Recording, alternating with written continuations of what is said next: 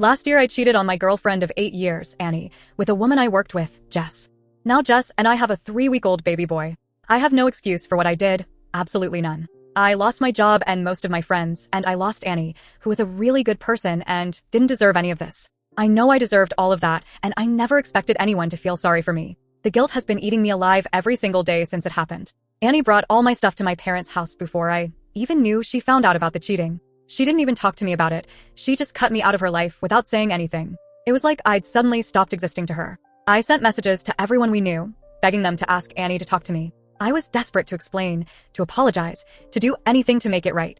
I sent her hundreds of messages telling her how sorry I was and that I wanted her back. She never answered, not even once. Jess saw the messages and it caused problems between us at first, but she got pregnant quickly, so we moved on for the sake of our new family, which we both wanted. I am totally committed to our relationship and haven't even looked at another woman since things got better. I've been trying my best to be a good partner and father-to-be. Near the end of Jess's pregnancy, about a month ago, I saw Annie in a shop for the first time since we broke up. My heart nearly stopped when I saw her. She was pretty cold to me, which I expected, but said that a few months ago, she found a keychain my granddad gave me when I was very young. It's not worth much money, but she knows it means a lot to me, and she said I could come get it the next Saturday morning. I told her that was 6 days after Jess was supposed to have the baby, so I might need to be at home, but she just said I could either get it on Saturday or she'd throw it away, so I agreed to a time to go over. I didn't want to lose that last connection to my granddad. My son was born a few days late, but he's perfectly healthy and amazing, so he was less than 1 day old on the Saturday I needed to get the keychain. I planned to stop by quickly on the way to the hospital, but when I got to my old house, Annie asked me to come in to talk about how things ended between us. I was surprised, but thought maybe this could give us both some closure. I thought we had a good talk and that both of us felt better after. She let me say sorry for how I treated her, wished me good luck with my new family, and hugged me when I left. I admit I held on tight during the hug, but it was just because I felt relieved, not because I still had feelings for her. I spent less than an hour at her house, then went to the hospital, feeling like a weight had been lifted off my shoulders. I didn't tell Jess about any of this because I know she still feels unsure about Annie, and I didn't want to make that worse. I thought I was doing the right thing by not mentioning it. When I got to the hospital after seeing Annie, my world came crashing down. Jess had told them not to let me in, and the person in charge wouldn't tell me why. I couldn't understand what was happening. I ended up being taken out by a security guard because I got upset when they wouldn't let me see my son for only the second time ever. I was frantic, trying to figure out what had gone wrong. I tried calling Jess and her mom over and over, leaving voicemail after voicemail, sending text after text. I was desperate to understand what was happening.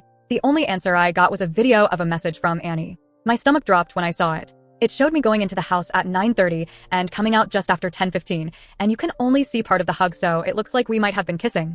The message Annie sent with it said, "Did he even take a shower and change his clothes between having sex with me and holding his son? Congratulations on being stuck with him for the next 18 years. I hope it's everything you wanted."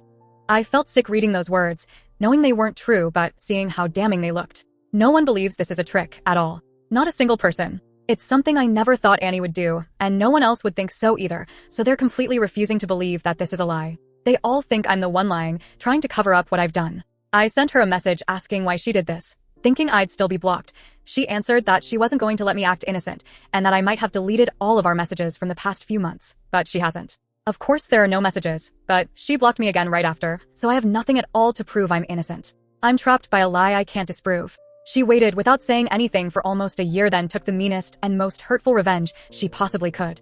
I have only met my son once, right after he was born, and now Jess won't talk to me at all and won't let me see him. I'm missing out on the first days of my son's life, and it's tearing me apart. Going to court will take months, and my heart hurts every minute of every day. I can't sleep, I can't eat, I can't focus on anything but this nightmare. I know what I did to Annie was terrible, but I don't deserve this. This feels like a punishment that far outweighs my crime. I have no one to talk to about it because not even my own mother believes me. The only thing she asked was why I ruined my life with a baby when Annie was willing to get back together, and that's about the nicest thing she said to me since I was dumped. The few friends who stayed friends with me are thinking the worst too, and it's killing me that not one person I know sees this for what it really is. I feel so alone, so misunderstood, and so helpless. Everything is ruined, and I don't know how to fix it. My life has fallen apart in ways I never imagined possible, and I'm left wondering if I'll ever be able to rebuild it.